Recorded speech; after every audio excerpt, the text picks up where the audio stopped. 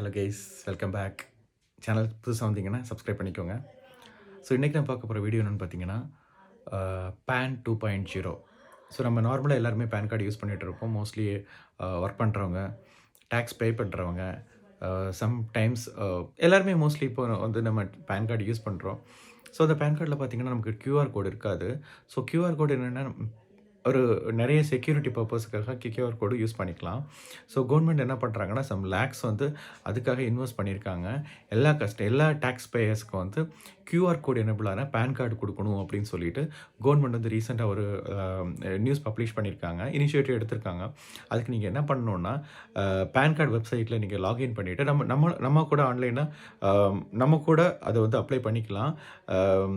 So ஆன்லைனில் அதாவது கூகுளில் போயிட்டு PAN card apply or PAN card modify அந்த மாதிரி கொடுத்தீங்கன்னா அது ரீடைரக்ட் ஆகி உங்களுக்கு அந்த பேன் கார்டு வெப்சைட்குள்ளே போகும். அதில் போய்ட்டு சிம்பிள் இன்ஃபர்மேஷன்ஸ், அதாவது உங்களோட பேன் கார்டு நம்பர் கொடுத்துக்கோங்க, கீழே ஆதார் நம்பர் கொடுத்துக்கோங்க.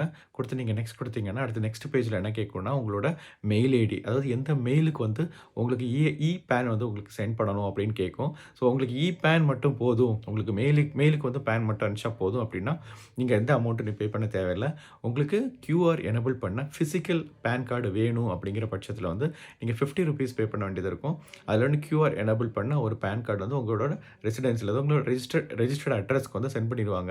ஸோ நீங்கள் வந்து வேறு ஏதாச்சும் மாடிஃபை பண்ணணும் கூட, அதாவது உங்களோட அட்ரஸ் மாற்றணும் அப்படின்னு பண்ணால் கூட, அட்ரஸ் மாற்றணும் அப்படிங்கிற பட்சத்தில் கூட நீங்கள் அதிலே அட்ரஸ் மாற்றிக்கலாம். ஸோ வேறு ஏதாச்சும் இன்ஃபர்மேஷன் மாற்றணும் அப்படிங்கிற பட்சத்தில் கூட நீங்கள் அந்த வெப்சைட்லேயே அப்டேட் பண்ணிக்கலாம்.